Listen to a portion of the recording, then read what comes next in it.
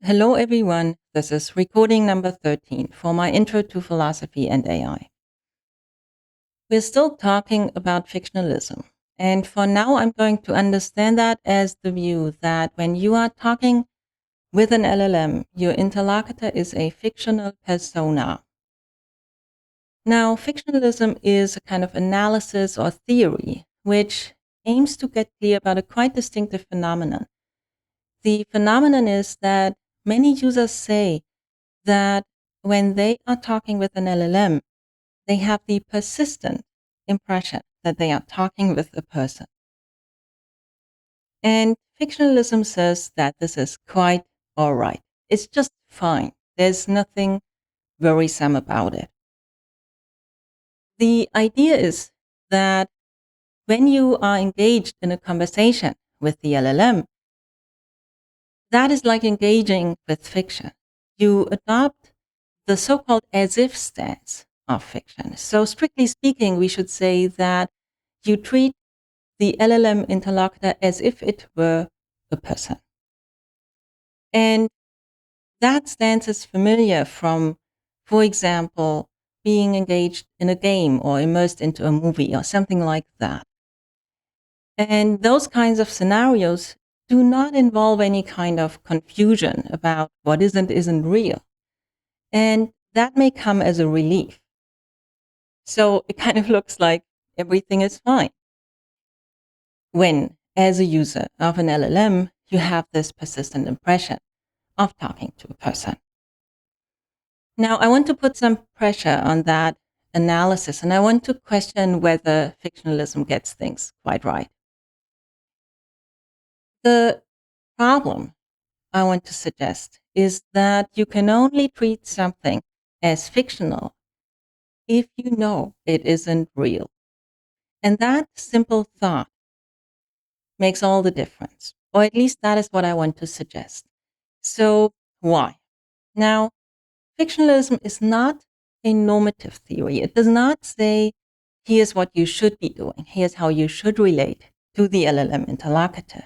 It doesn't say you should treat it as a fictional persona. It says that this is what people in fact do. They treat it as a fictional persona. Why? Because presumably they know that it isn't real. So it is as if a part of fictionalism's basic account that people in general know that the LLM interlocutor is not really a person. And that is what I want to put pressure on. So imagine a user who takes the mindset of an inquirer. They want to figure out whether the LLM interlocutor that they are in conversation with is a person, has person-like states or something like that. Now, when you ask a question about something, then you don't know it. Or to put this the other way around, if you knew it, you wouldn't ask the question. So if there are users like that, then that speaks against fictionalism's claim that in general people know that the LLM interlocutor is not a person. Or consider another example. Suppose someone is so in the grip of the impression that they are talking with a person that they are confused. They no longer know what to think. They are not in that mindset of the inquirer, but nevertheless, they are also not in the mindset of someone who knows that this is not a person because they are, as it were, stuck. They are confused. So those are just examples, but if these are kind of recognizable examples of states of mind that people can be in when they are in conversation with LLMs, then fictionalism has a questionable starting point. Then it just isn't clear that in general people know that they are not talking with a person. So what can we do? What would be alternative approaches? I want to suggest that it may be worthwhile to explore whether a kind of framing in terms of illusion is more promising than a framing in terms of fiction. So why? Suppose you describe the scenario as follows. Users of LLMs, when they are in conversation, might think, well, given everything I know about AI, this cannot be a person. And yet, it seems to be a person.